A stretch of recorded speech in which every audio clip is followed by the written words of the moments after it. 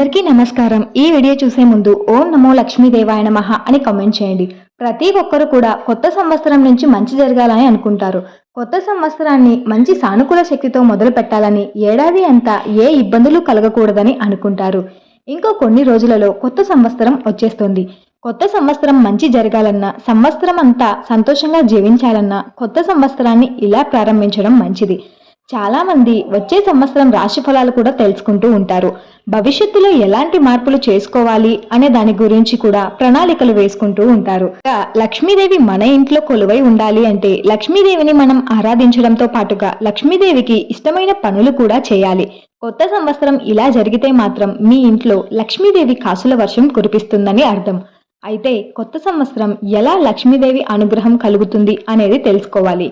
కొత్త సంవత్సరం ఎలాంటి సంకేతాలను మనం చూడవచ్చో ఇప్పుడు తెలుసుకుందాం. కొత్త సంవత్సరం ఉదయాన్నే మీరు తెల్లని పువ్వులు లేదా ఏనుగుల్ని చూస్తే చాలా మంచిదట. ఇవి ధనాన్ని కలిగిస్తాయి. లక్ష్మీదేవి అనుగ్రహం కూడా కలుగుతుంది. వీటిని చూసినట్లయితే లక్ష్మీదేవి మీ ఇంటికి వస్తుందని మీరు అర్థం చేసుకోవచ్చు. అదృష్టం కూడా మీ ఇంటి తలుపు తట్టినట్లు మీరు భావించాలి.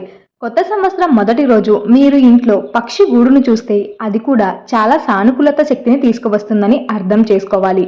పక్షి గూడుని ఈ సంవత్సరం మొదట్లో చూసినట్లయితే సంతోషంగా ఉండవచ్చు. లక్ష్మీదేవి మీ ఇంట్లో కొలువై ఉంటుంది. ఇది భగవంతుడు పంపిన మంచి సానుకూల గుర్తు అని అనుకోవాలి. పక్షి గూడును తొలగించడానికి బదులుగా మీరు దానిని సురక్షితమైన మంచి ప్రదేశంలో ఉంచితే మీకు ఇంకా చాలా మంచి జరుగుతుందని మన పండితులు చెబుతూ ఉన్నారు. అలాగే జ్యోతిష్యులు చెప్పిన దాని ప్రకారం కొత్త సంవత్సరం మీరు శంఖం శబ్దం విన్నా లేదా గంట శబ్దం విన్నా కూడా మంచి జరుగుతుందట.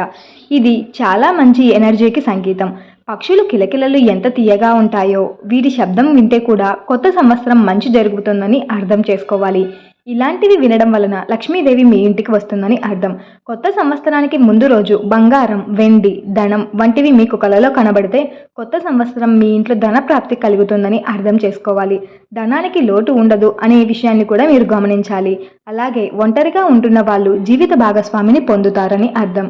హోప్ యూ ఆల్ గైస్, మీకు ఈ వీడియో నచ్చిందని అనుకుంటున్నాను. వీడియో నచ్చితే తప్పకుండా లైక్ చేసి, షేర్ చేసి, సబ్స్క్రైబ్ చేసుకోండి. ఇలాంటి మరెన్నో వీడియోస్ కోసం మన ఛానల్ని చూస్తూనే ఉండండి.